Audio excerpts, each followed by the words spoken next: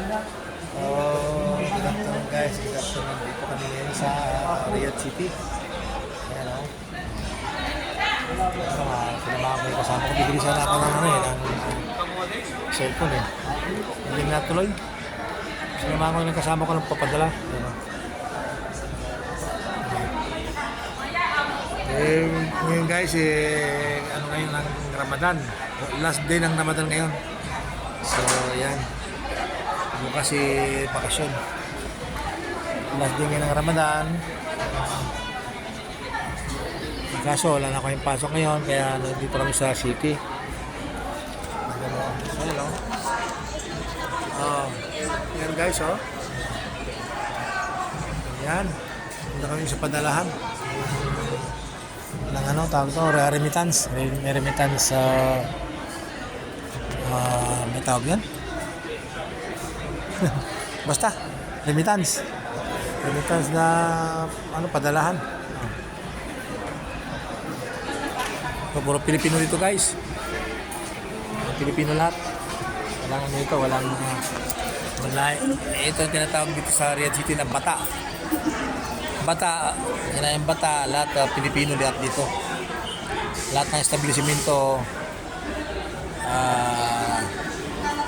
pang Pilipino lahat. Pati supermarket, groceries, puro Pilipino guys, puro Pilipino, kaya nandito tayo.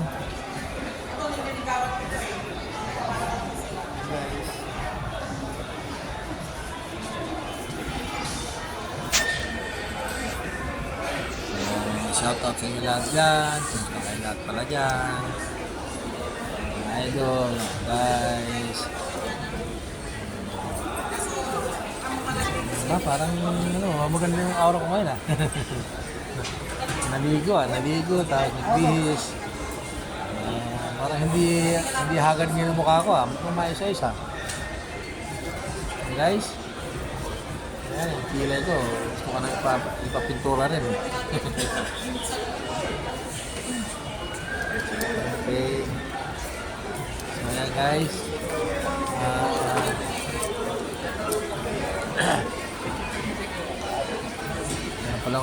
pala akong sasabihin sa inyo yung tungkol doon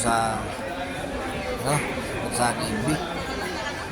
Guys, pakitulungan nyo ako kung lahat ng mga malaking creator dyan na demonetize yata ako. Wala yung mga aking mga earnings ko yata tumigil. Mukhang nagkaroon akong violation. Ano kayong violation ko guys? Ano nyo nga ako? Pakibigyan nyo nga ako ng tip ng lesson kung anong violation dapat alam ko may violation ako guys kasi na-stop lahat ang earnings ko saka yung yung ads ko sa videos ko nawala lahat, kaya pakita ko guys kung meron kayong alam na violation. Hindi ko alam, hindi ko ma-search violation ko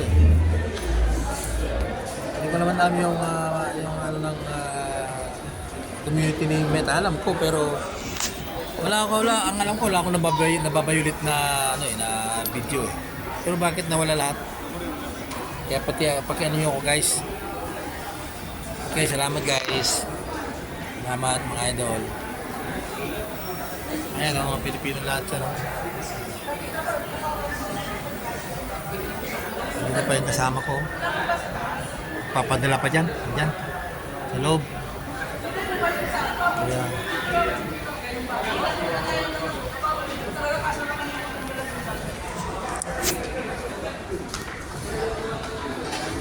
So, saglit lang guys, saglit.